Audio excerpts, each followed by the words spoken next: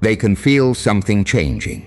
You notice it in the pauses, in the way conversations slow down when you enter the room, in the subtle recalibration of tone from people who once laughed at how deeply you thought. Nothing dramatic happened, no announcement, no transformation speech. And yet, something is different. You're not reacting the way you used to. The jokes don't hook into you anymore. The dismissive comments don't spark that frantic need to explain yourself.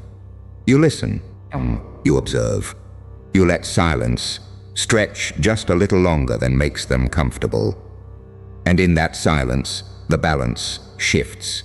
They used to mock your mind, said you were overthinking, reading too much into everything. Now they measure their words more carefully. Now they hesitate because you're operating from somewhere deeper now. Even the therapist, trained to detect distortion, exaggeration, instability, didn't correct you the way you expected. They leaned in. They called it insight, pattern recognition, emotional intelligence under pressure. That's when you realize this shift isn't imaginary. It's structural. You didn't become colder. You became clearer. And clarity is unsettling to people who relied on your confusion. The dynamic hasn't exploded. It's inverted, quietly. But the real question isn't what they're noticing. It's what you're starting to see within yourself. They didn't attack you directly. Not at first. They just smiled in that tight, dismissive way and said you were overthinking it. Too sensitive. Too intense. Too much. You remember the micro moments getting cut off mid-sentence because your point was going too deep. Watching them laugh when you pointed out an inconsistency everyone else ignored. Hearing just relax as if awareness was a disease that needed curing. It wasn't one big humiliation. It was repetition. A slow erosion. Every time you questioned something that didn't add up, they reframed it as drama. Every time you sensed a shift in someone's tone or behavior, they called it paranoia. And after enough of those corrections, you began to hesitate before trusting your own mind. That's what repeated invalidation does. It doesn't silence you immediately. It makes you audit yourself. It makes you add disclaimers to your own thoughts. It makes you say, maybe I'm wrong, even when your intuition is steady. You started shrinking thoughts to make them comfortable. You simplified your language, softened your observations, pretended not to notice patterns you could clearly see forming. Not because you were confused, but because you were tired of defending your clarity. But here's what they misunderstood. You weren't chaotic. You were scanning patterns. You weren't unstable. You were aware. You weren't dramatic. You were precise in environments that thrived on vagueness. The pain wasn't in being wrong. The pain was in knowing you were right and slowly learning to doubt it. So you went quiet, not defeated, observing. What they mocked wasn't dysfunction. It was detection. You noticed inconsistencies before anyone else felt them. A story that shifted slightly each time it was told. A compliment that carried tension underneath it. A smile that didn't reach the eyes. While others floated through conversations, you were tracking tone, timing, and intention. You sensed emotional shifts in rooms the way some people sense temperature. The energy would tilt just a few degrees, and you'd feel it immediately. You remembered contradictions weeks later, not to weaponize them, but because your mind files patterns automatically, while they lived casually, you were mapping psychological terrain. The problem was never your depth. It was the lack of guidance around it. Depth without structure feels like drowning. Awareness without language feels like isolation. When no one teaches you how to hold your perception, it starts to feel like a burden. But depth with awareness becomes strategy. Once you stopped trying to suppress it, you began refining it. You learned when to speak and when to stay silent, when to observe longer, when to let people reveal themselves without interruption. Your mind isn't racing anymore. It's calibrated. This version of you is harder to access. Not because you changed into someone else, but because you refined what was already there. You removed the panic. You removed the need for immediate validation. What remains is structured, layered, precise. You don't react to every inconsistency now. You catalog it. You don't confront every contradiction. You wait, and that's when the dynamic shifts. Because the same people who once laughed at your overthinking are starting to realize something uncomfortable you were seeing clearly the entire time. Now the question isn't whether you're too much. It's why they needed you to believe you were. Here's the part no one says out loud. Some people benefit when you distrust your own perception. If you question yourself, you hesitate. If you hesitate, you don't challenge inconsistencies. If you don't challenge inconsistencies, the environment stays exactly as it is. Comfortable, unexamined, convenient. If you shrink, they don't have to evolve. Not everyone who dismissed you was calculating. Some were simply uncomfortable. Your clarity forced reflection they weren't ready for. Your questions disrupted narratives they preferred to keep simple. It's easier to label you too much than to confront what your awareness exposes. But malicious or not, the effect was the same. They were comfortable when you were uncertain. When you second-guessed your intuition, the tension disappeared. When you apologized for overthinking, balance was restored. You carried the burden of doubt so no one else had to carry accountability, and for a while you almost went back. Most people do. They trade precision for belonging. They dull their perception to keep relationships intact. They convince themselves that ignorance is maturity. Most people go back. You didn't. You stayed with the discomfort. You endured the isolation that comes with seeing clearly. You chose temporary loneliness over permanent self-betrayal, and that choice changed the equation. Now your clarity creates friction. You don't argue louder. You don't defend every observation. You simply don't collapse under pressure anymore. And that steadiness unsettles people who relied on your self-doubt. But before this became power, it felt like conflict, because even after you saw their role in the dynamic, there was still a battle happening somewhere deeper, not with them, with yourself. Before the clarity stabilized, there was conflict. You tried to become simpler, less analytical, less intense. You told yourself it would make life easier if you stopped dissecting tone, stopped noticing patterns, stopped asking the extra question that made people shift in their seats. For a while you forced it. You let inconsistencies slide. You pretended not to see the subtle manipulation. You laughed things off before your mind could examine them. You attempted to shrink your awareness down to a socially acceptable size. But something inside resisted. Old you wanted safety, belonging, ease emerging. You wanted truth, precision, alignment. And the dialogue never stopped.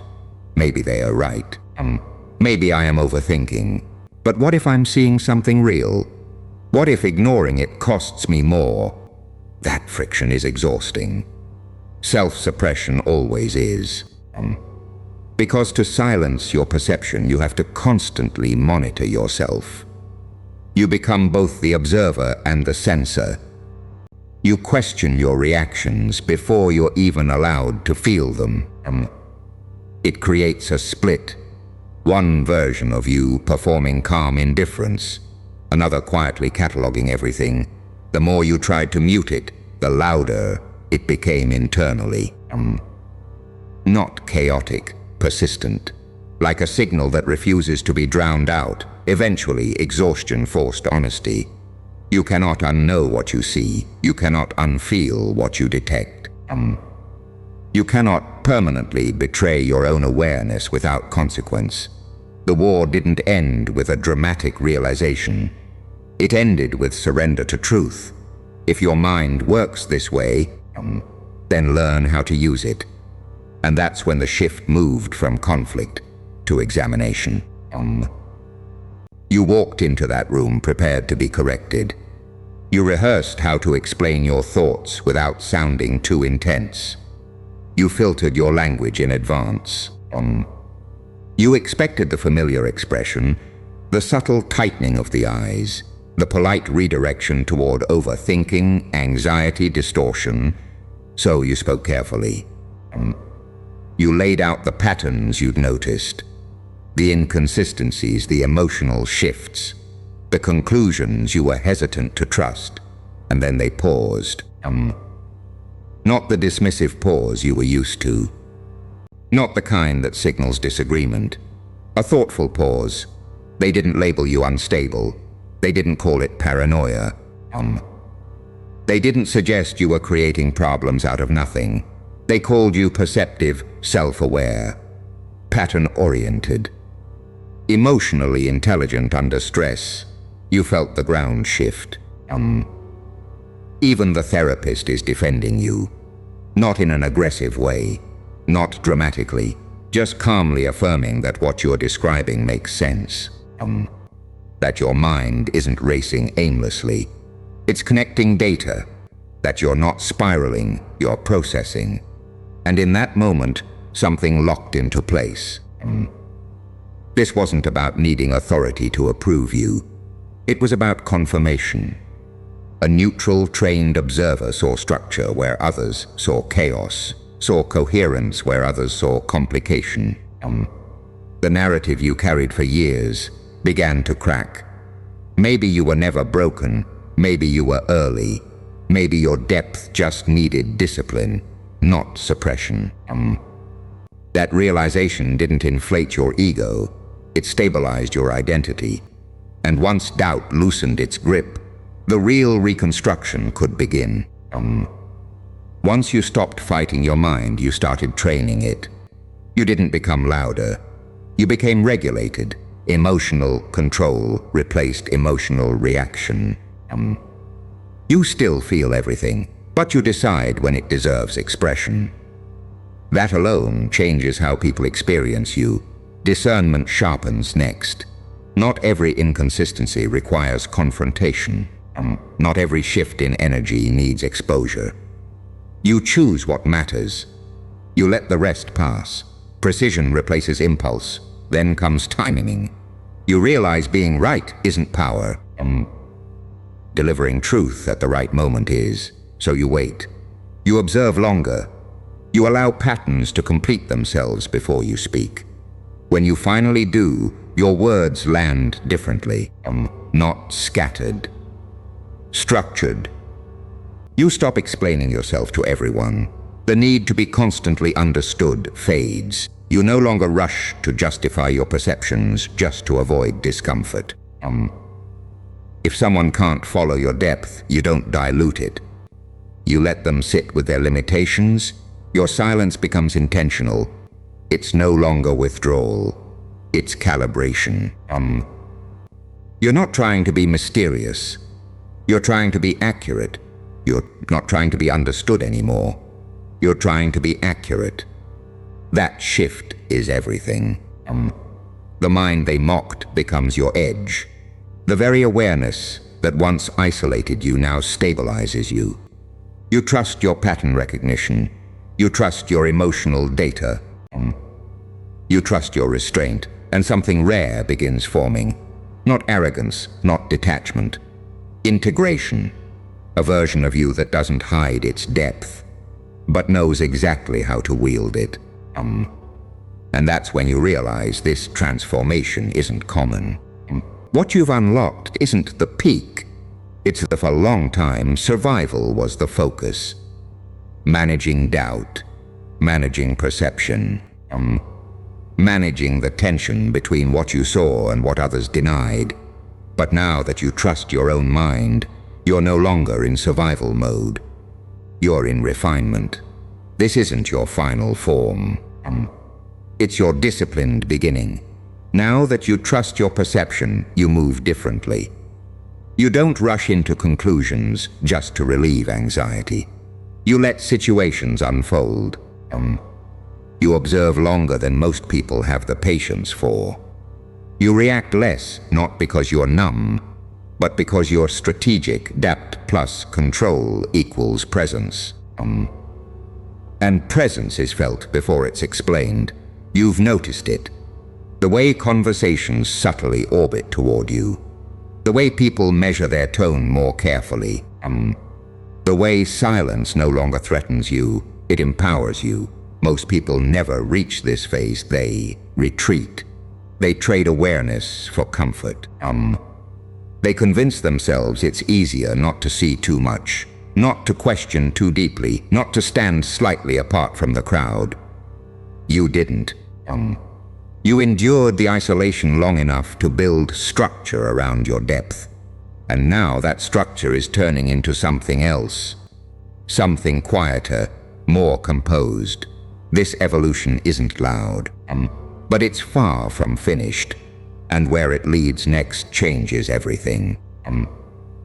If you continue like this, you become someone different, not dramatic, not hardened, just calibrated, harder to manipulate because you pause before agreeing.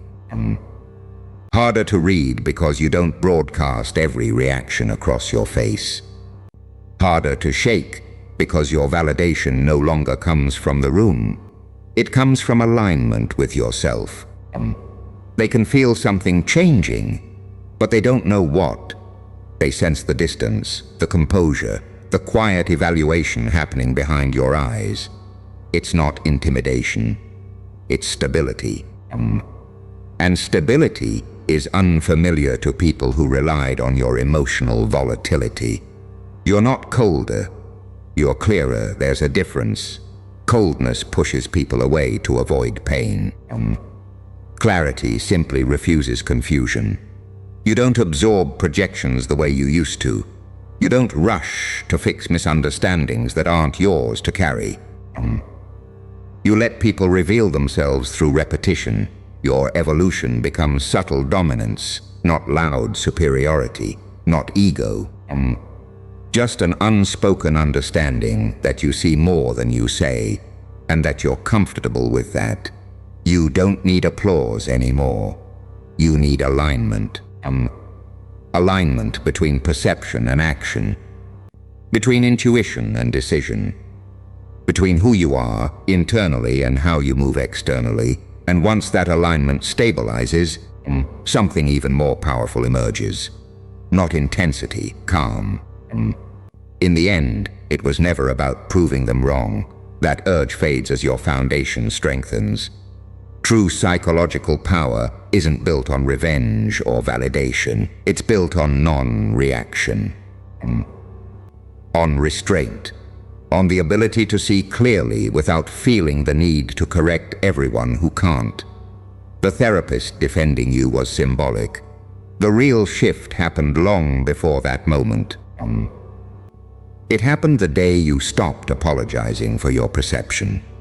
The day you decided to study your mind instead of suppressing it. The day you chose discipline over doubt. Now you trust your mind, not blindly, not arrogantly, but steadily. You filter wisely. You don't internalize every opinion. You don't chase every misunderstanding. You speak precisely, and when you're silent, it's intentional, not insecure. There's a calmness to you now that wasn't there before. Not because life is easier, but because you are structured, grounded, integrated. You were never too much. You were under-mentored, under-guided, left to interpret your depth alone. Now you're self-directed, and a self-directed mind, aware, disciplined, emotionally regulated, isn't loud. It's controlled, and that's far more dangerous.